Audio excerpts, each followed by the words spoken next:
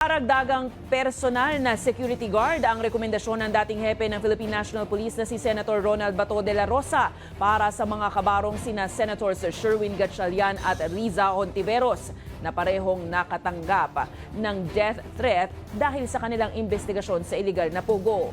Habang dinipensahan naman ni de la Rosa si ex-President Duterte at sinabing hindi umano ito konektado sa anumang operasyon ng pugo. Si Ian Maghanoy may balitang A to Z.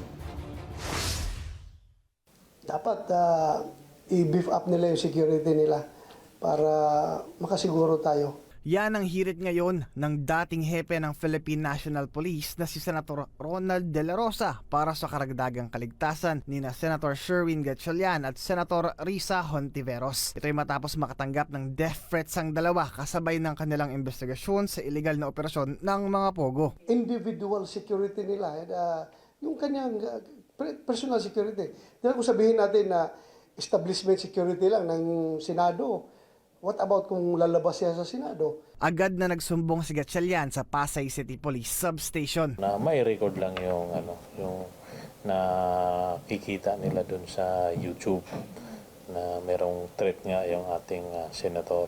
Sa online video kasing ito, nagmula ang pagbabanta. In-upload yan ng isang vlogger na kinilalang si Pinas Insider noong July 3.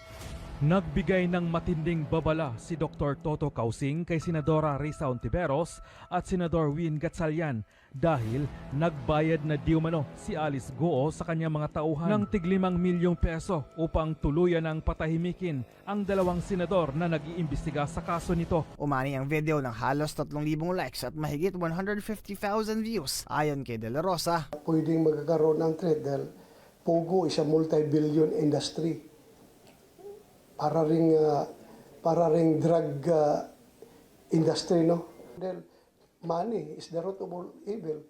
So pag yan ay na-deprive sa kanila, yung income na yan, magagalit yan at iti-threaten ka talaga. idinulog naman na sa PNP Anti-Cybercrime Unit ang reklamo para mas lalo itong maimbestigahan. So para wala pang yung ang natin kasi doon sa ating cybercrime wala pa rin silang result na naibigay. Giit naman ni De La Rosa, Kung mayroong ginawang illegal, I don't think ikukondon ni Pangulong Duterte yan.